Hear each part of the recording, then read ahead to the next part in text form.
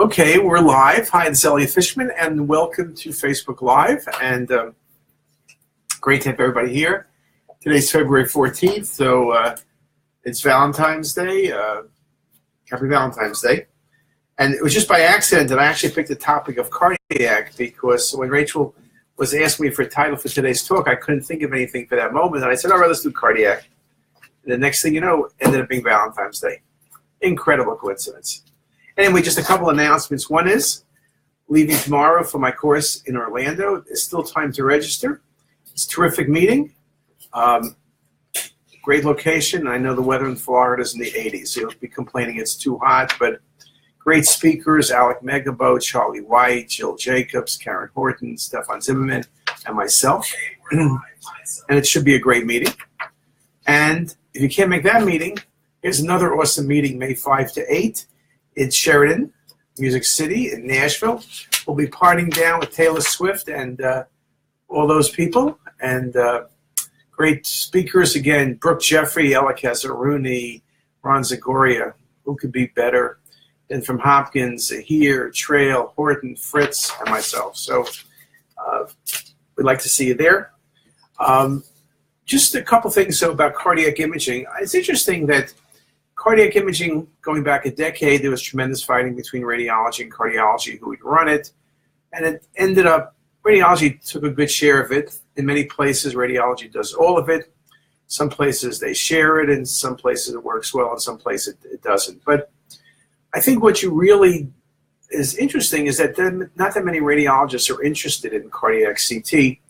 At least when we go to meetings and you speak at general meetings and you ask how many people are doing cardiac CT, probably about 15% or so of people raise their hands. Now, it's somewhat unfortunate because cardiac CT is a good part of what we can do in CT. It's a big growth area, and it's an area we can build up a lot of our practices. So let me just cover a couple things. I think if you want to get started and you're not, you're a little bit concerned about the whole process of learning cardiac CT, well, the first thing to do is learn cardiac CT. There's a lot of stuff on CTisus. There's a lot of courses that are still available. You need to end up doing hands-on. If there's nobody in your group who knows how to do it, you better get someone to teach you. There's so many different workstations, and how you use cardiac CT once you have the information is dependent on the workstation. So one way of doing it is just get your Siemens person or your GE person or your Philips person to come in and train you on the workstation. Make sure you have the latest software, make sure it's working, learn how to use it. And it is true the software for all of the vendors have gotten significantly easier. So if you tried it in the past and it was really quirky, that was probably true, but now it is going to be a lot better. Also, the scanners, it's very dependent on scanners. We have a Siemens Flash and Force. Its Flash is terrific. Force is even better. But if you have 64 slice or better, I think you can do good cardiac CT. The better your scanner, the easier it is to do the study. The faster your scanner, the less patient cooperation you need, the easier it is to time things. So you need to have a good scanner. Don't be doing cardiac CT, surely CTAs with a 16 slice. But 64 or better, you can do it. And a lot of the literature is just basically 64 slice CT. Now, if you want to get started, and I've made this comment before, an easy way to get started is with calcium scoring. Calcium scoring is now paid by many of the agencies. It's paid by many of the different insurance companies. And your referral base will be coming not just from cardiologists, but from internists, family practitioners. People have been reading the articles that show that calcium scoring is just one more measure of risk factors, like you do cholesterol, you do calcium scoring. It's a good way of looking at what patients are at risk, helping make educated decisions as to who gets statins and the like is something that calcium scoring can be very helpful. If you have a 0 score, that's great. If you have a higher score, again, what type of meds do you do, and the dose will become very important in terms of statins. And many people will vary the statins based on the score of the patient. It's easy to do. It's just a very quick acquisition, some post-processing software, which most of the techs will know how to do. And then you use the MESA scale for figuring out where the patient's profile fits. So it's a pretty easy study.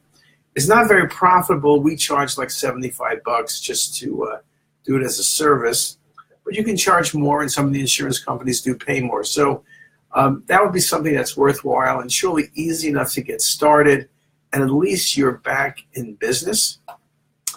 So then you say, well, what else can you do? Well, then you get into coronary artery evaluation. And there's two main studies we do. So first of all, just to remind people, when we do a coronary CTA, we typically also do a calcium score. The times we don't do a calcium score for patients under age 30 would be a good reason. We don't do a calcium score if we have one recently. Calcium score is good because, let's say the patient had a normal coronary exam, the clinicians still want to be able to figure out how do we triage that patient and what are the risk factors, so getting the scoring will help. Obviously, you know from calcium scoring, it's a risk factor, it's a percentile. We're not judging the presence of stenosis. Obviously, the higher the score, the more likely you have critical stenosis. But the flip side is a score of 0, you still can have critical stenosis. We know that African Americans versus Caucasians, there's a difference. In African Americans, the scores are commonly lower, so you would tend, based on score alone, to underestimate the extent of disease. So then now we go to the contrast studies. So we have coronary CTA, which is just looking at the coronary arteries, basically from the aortic from the tracheal bifurcation down we scan. And then we have triple rule-outs. Triple rule-outs is something we do a lot of at Hopkins. I think it depends on your referring docs. Triple rule-outs are not an outpatient procedure typically. It's really an ER procedure. It's to rule out 3 big things: coronary artery disease, pulmonary embolism, and aortic dissection. Now you could say that, perhaps the clinician should be able to figure out what are they worried about, a PE or coronary artery disease or a dissection. And most of the time that indeed is true, but sometimes it's very hard to make that decision, and a triple rule-out works very well. Now, a triple rule-out is somewhat problematic in the sense that you're trying to get 3 good studies, right? Now, it would not be hard to figure out that it would not be hard to look at the aorta and the coronary arteries at the same time, because the timing for that is perfectly the same. That's really easy.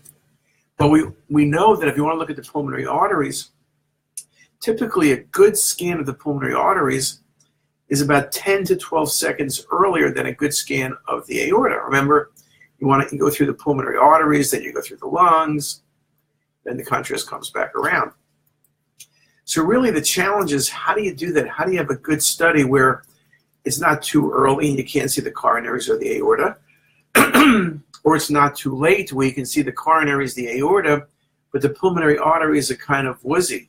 Some people have said you shouldn't do triple rule-out. Some people have said do the coronaries first with the aorta and then go back. But that's a second injection typically.